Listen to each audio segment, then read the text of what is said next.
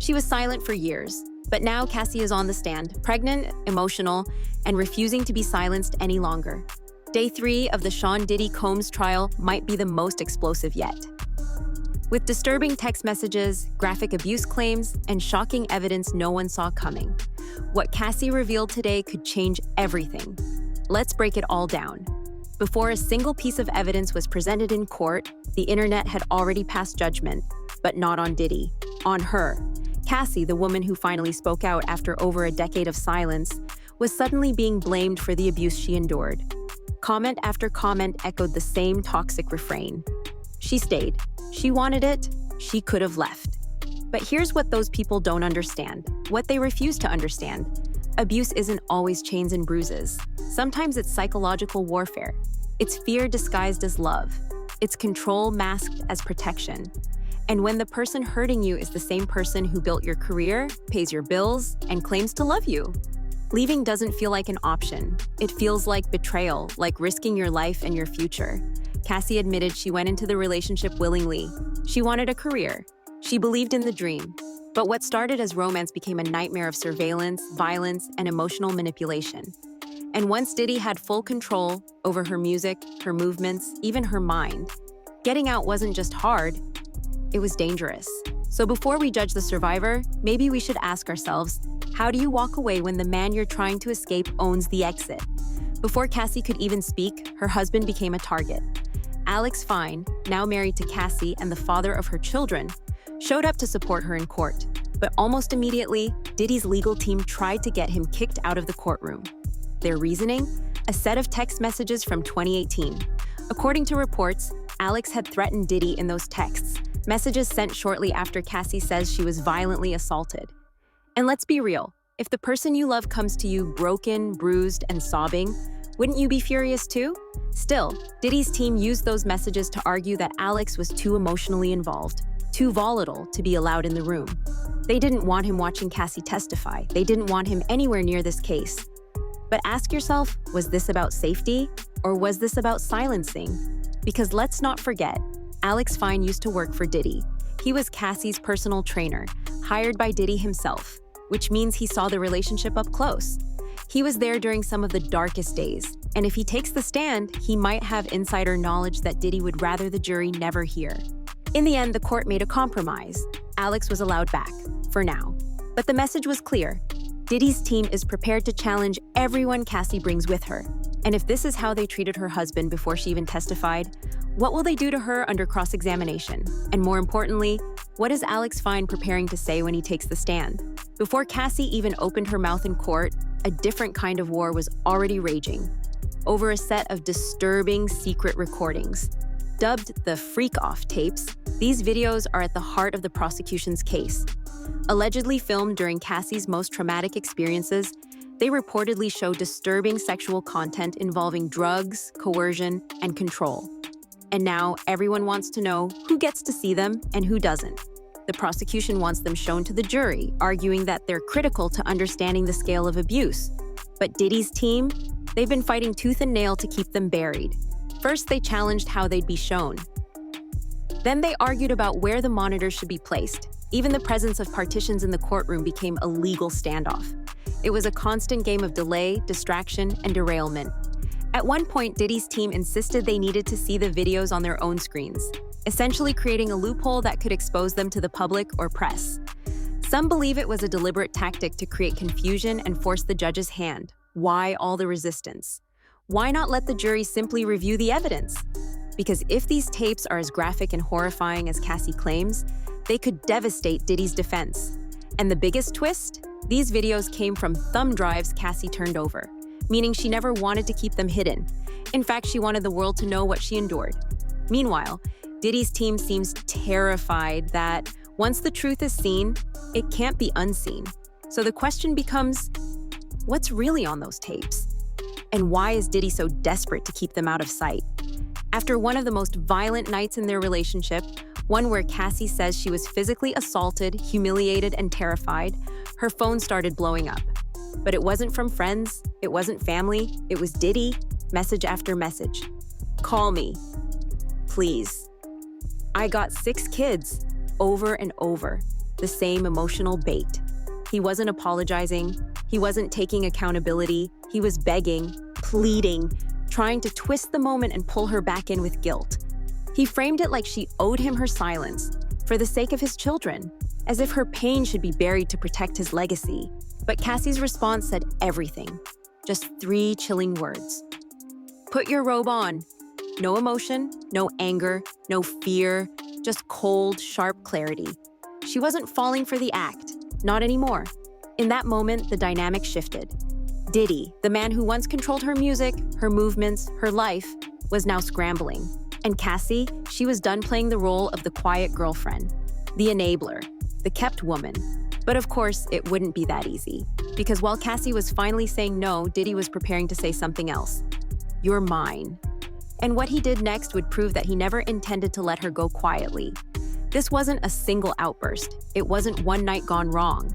What Cassie described on the stand was a years-long pattern of psychological warfare, physical violence, and calculated control. And once she started talking, the full horror began to unravel. She shared how Diddy didn't just hit her. He humiliated her. Behind closed doors, in front of others, even in public settings. Bruises, swollen faces, open wounds. At one point, she had to get stitches after being thrown into the corner of a bed. Her body became a battleground. Her image, once carefully curated as a glamorous pop singer, was secretly hiding evidence of what she endured. But perhaps more painful than the bruises were the moments when she still protected him. One night, after a particularly violent episode, a friend saw her injuries and called the police. When officers arrived, Cassie answered their questions. But she didn't name him, not once. She covered for him, because, as she told the court, she still didn't want to hurt him.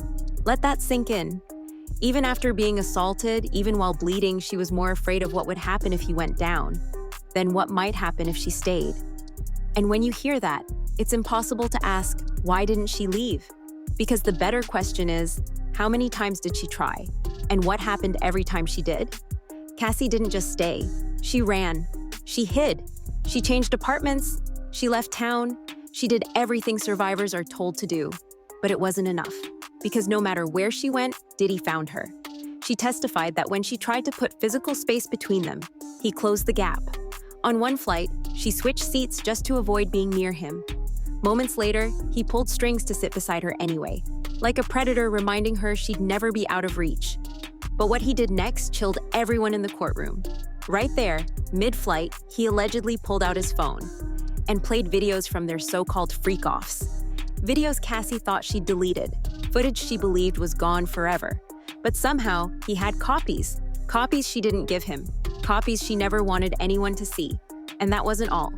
In texts shown to the jury, Diddy reportedly threatened to release those videos if she didn't do what he wanted. He turned her most vulnerable moments into weapons. Tools of blackmail, humiliation, and control. Think about that. She was trying to escape a man with more power, more money, more connections than she could ever match. He had access to her personal files, her phone, maybe even her iCloud. And even when she deleted the evidence of her trauma, he had already backed it up. So when people say, why didn't she just walk away? They're missing the truth. She couldn't walk away because he always knew exactly where she was. By 2011, Cassie was trying to rebuild. Her on and off relationship with Diddy was, at least for a moment, off. And in that space, she found something that resembled normal. She started dating Kid Cudi, but what felt like a new beginning triggered a terrifying reaction.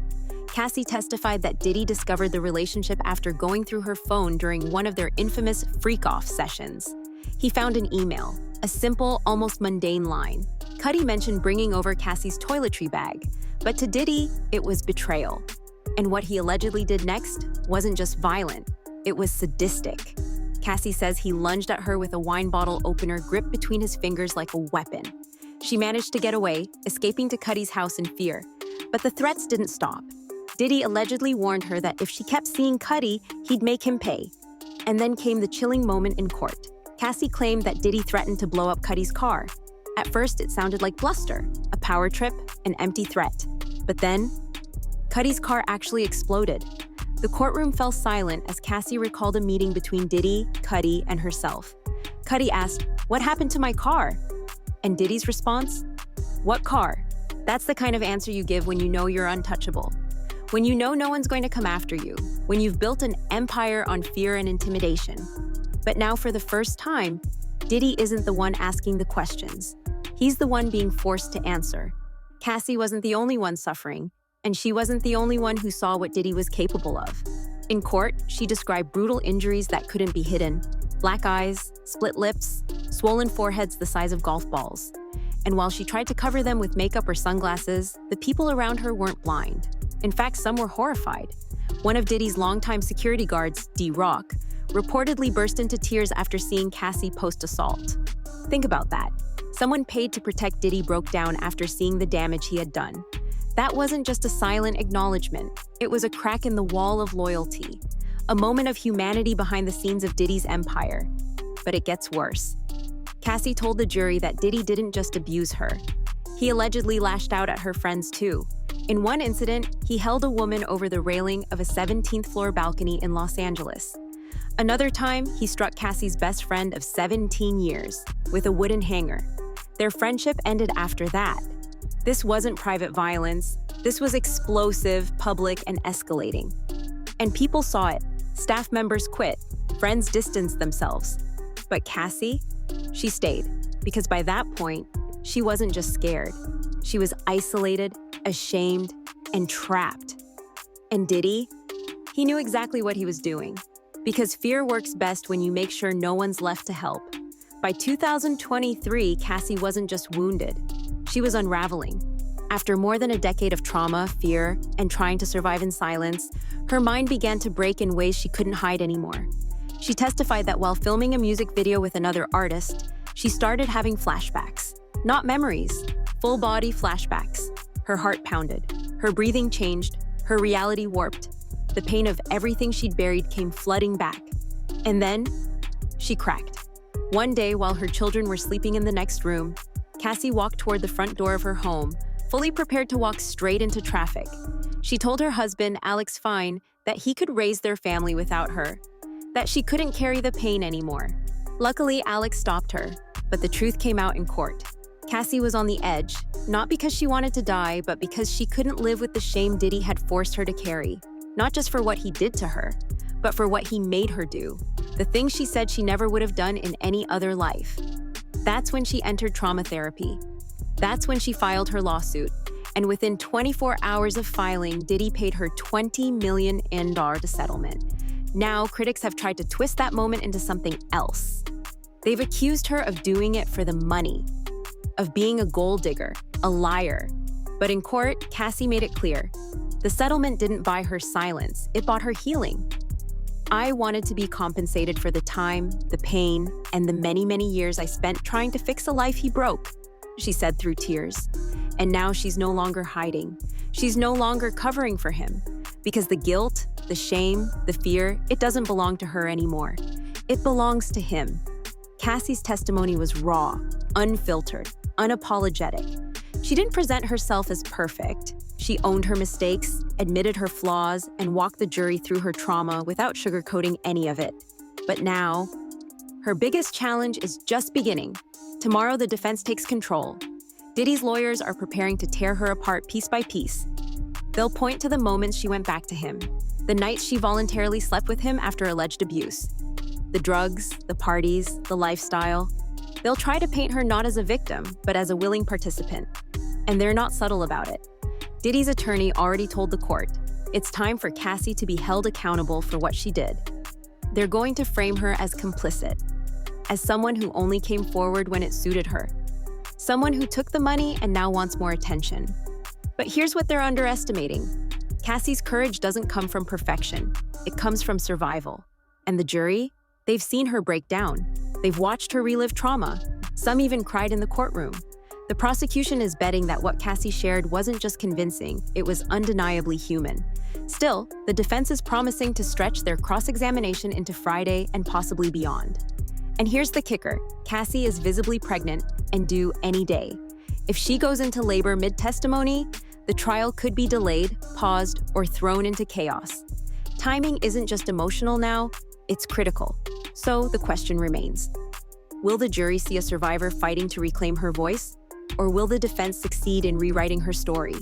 One thing is certain, the days ahead will be brutal, and Cassie will need every ounce of strength she has left. And we're only at the halfway point. If you think today was intense, just wait. Tomorrow, the defense fires back, and we'll see whether they can shake her, or whether Cassie stands even taller. Make sure to like, subscribe, and turn on notifications so you don't miss the next update. Because this isn't just a trial anymore. It's a reckoning.